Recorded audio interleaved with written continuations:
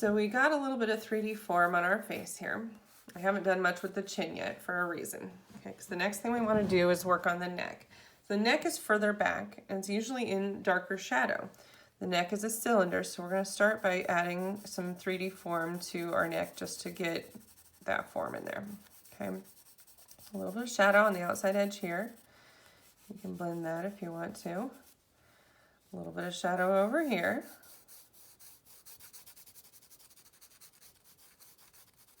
I have to turn it. I'm set in my ways. Okay. A little bit over here. So now your neck is starting to look 3D. Sorry if I'm making you seasick. Okay. So your neck is looking 3D, but we need to put that shadow in. So back up here in this corner, we're going to add, and this is going to bring our chin forward visually and give it that illusion of depth. Okay. So see already that brought the chin forward. If I do this side over here, there's the contrast that will make your person look more 3D.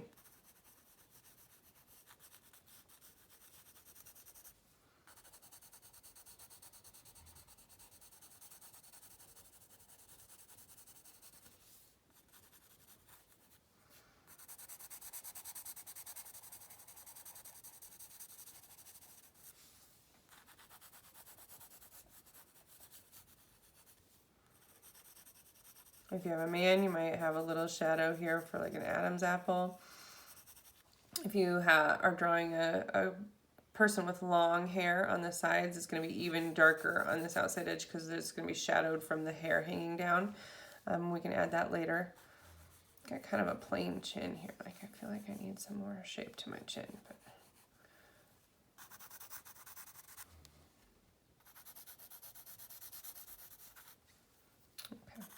I'm going to put some form on my face on this side. See how that helps me out here.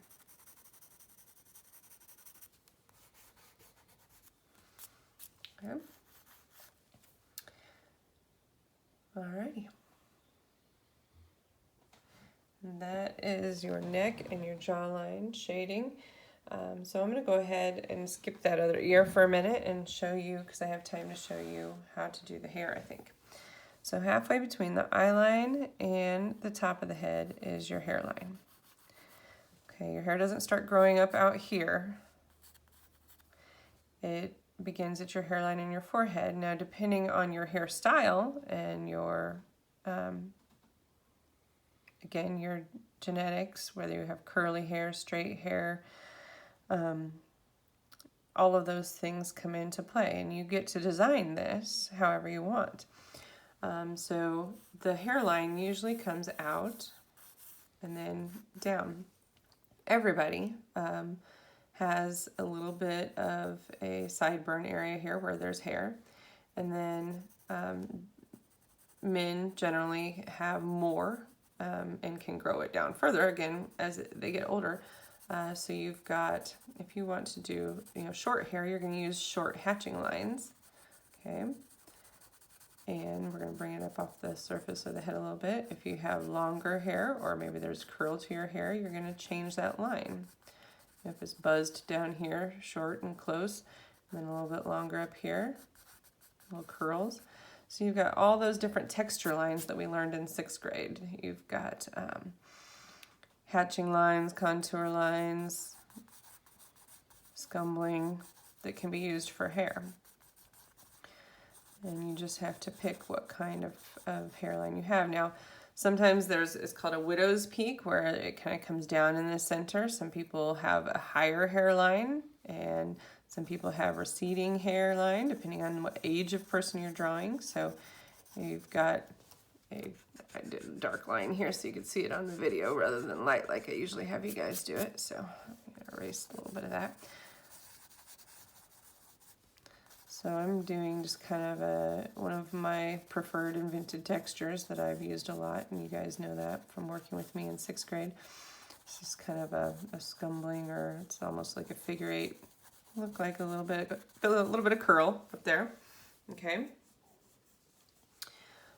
It Again, you have local color with your pencil lines when you are working with the hair. If they have a lighter blonde color hair, you're going to leave those lines lighter.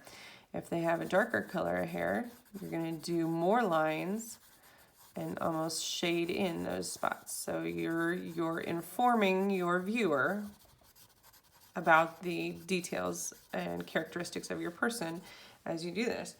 If their hair is kind of stands up, you may have shadow underneath here, which I usually try to put a little bit of shadow in, just because the head is curving, and then come back and crisp up my lines for the hair. Okay. If you have a long hairstyle, maybe there's hair coming down or a part. There's a part in the center. The hair is going to flow from that location. So we've got two different hairstyles going on here. This is how all my demo ones turn out.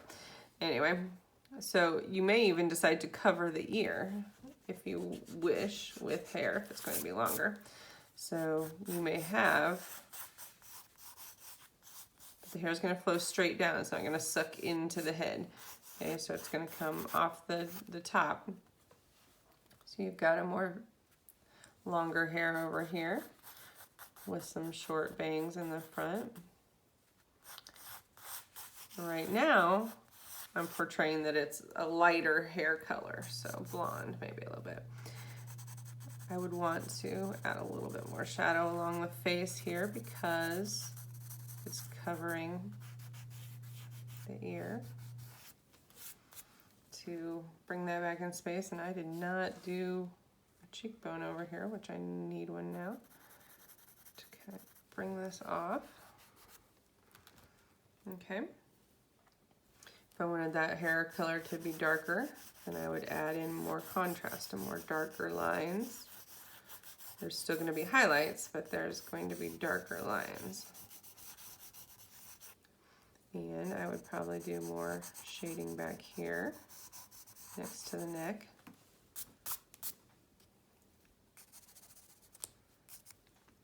And there you have hair.